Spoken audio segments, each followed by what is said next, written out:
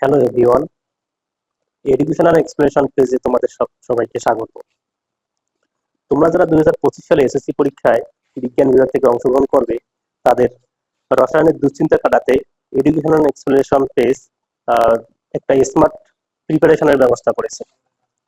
আমরা রসায়নে তোমাদের 12টি অধ্যায় থেকে সিকিউ এর জন্য 6টি অধ্যায় পড়ব এবং এমসিকিউ এর জন্য সিকিউ এর অধ্যায়গুলো সহ আরো 3টি অধ্যায় যোগ করে মোট 9টি অধ্যায় পড়ব। এডুকেশন অ্যান্ড এক্সপ্লেনেশন পেজের পক্ষ থেকে আমি উৎপল রায় তোমাদের একটি রসায়নের একটি গুরুত্বপূর্ণ অধ্যায় রাসায়নিক বিক্রিয়া এর একটি অত্যন্ত গুরুত্বপূর্ণ টপিকস জারণ সংখ্যা নিয়ে আলোচনা করবো। এখন তোমরা দেখতে থাকো। দেখো, জারণ সংখ্যা আসলে জারণ সংখ্যা কি আর জারণ সংখ্যার গুরুত্বটা কি, দেখি আগে জারণ সংখ্যা কি। আমরা আমরা জানি পর্যায় সারণীতে 118টি মৌল আছে। এই মৌলগুলোর মুক্ত অবস্থায় জারণ সংখ্যা হচ্ছে 0। কিন্তু যখন যৌগ গঠন করে, তোমরা জানো যৌগ গঠন করার সময় ইলেকট্রন মৌলগুলো কি করে বা পরমাণুগুলো কি করে, ইলেকট্রন শেয়ার করে অথবা আদান প্রদান করে, অর্থাৎ সমযোজী বন্ধন অথবা আয়নিক বন্ধনের মাধ্যমে গঠিত হয়। তো এই বন্ধন গঠনের সময় শেয়ারকৃত বা আদান প্রদানকৃত ইলেকট্রনের সংখ্যাই হচ্ছে জারণ সংখ্যা। তোমরা এখানে দেখো, এখানে পানি অণু গঠনের সময় হাইড্রোজেন 2টা ইলেকট্রন, অক্সিজেন 2টা ইলেকট্রন শেয়ার করে পানি অণু গঠিত হয়েছে। তো হাইড্রোজেন 2টা ইলেকট্রন শেয়ার করেছে, তার মানে 2টা হাইড্রোজেন 2টা ইলেকট্রন শেয়ার করেছে। তো প্রত্যেকটা হাইড্রোজেনের জারণ সংখ্যা হবে তাহলে +1।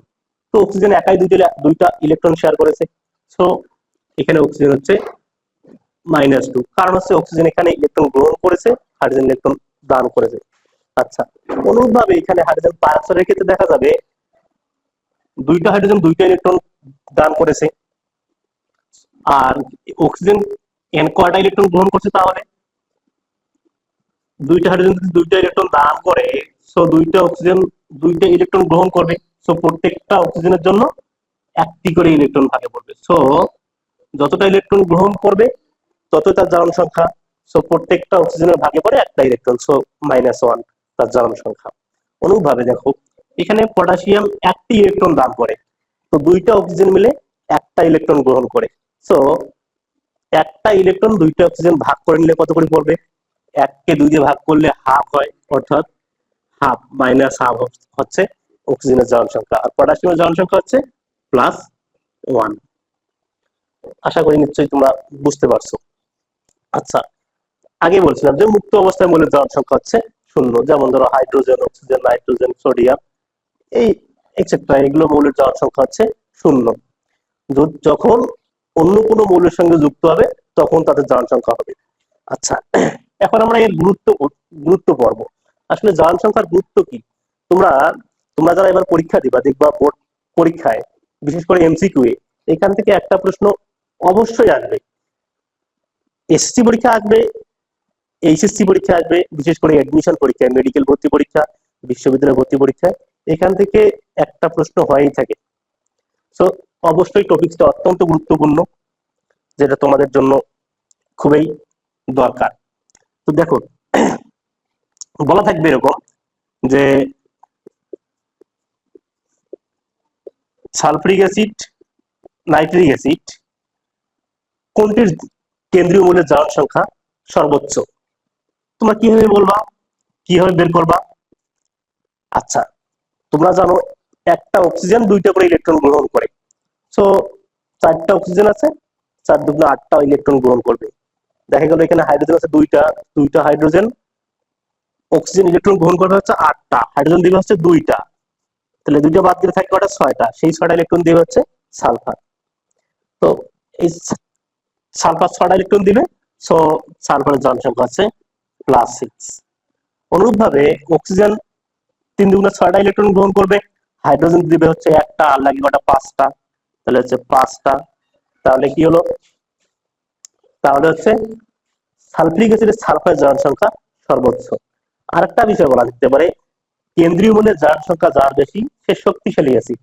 তার মানে এই দুটো অ্যাসিডের মধ্যে সালফিউরিক অ্যাসিডটা হচ্ছে শক্তিশালী অ্যাসিড।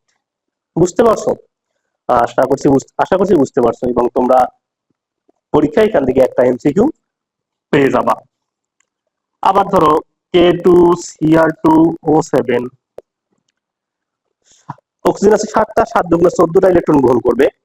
পটাশিয়াম, প্রত্যেকটা পটাশিয়াম একটা করে ইলেকট্রন দান করে।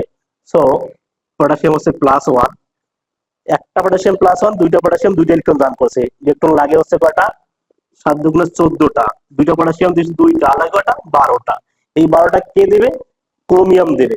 এই 12টা ইলেকট্রন দেবে কি? ক্রোমিয়াম। তো ক্রোমিয়াম আছে কয়টা? দুইটা। তো এটাকে 2 দিয়ে ভাগ করতে হবে। 2 দিয়ে ভাগ করলে 6টা। তার মানে প্রত্যেকটা ক্রোমিয়াম +6। কত সুন্দর না? কত সহজে আমরা বের করতে পারছি।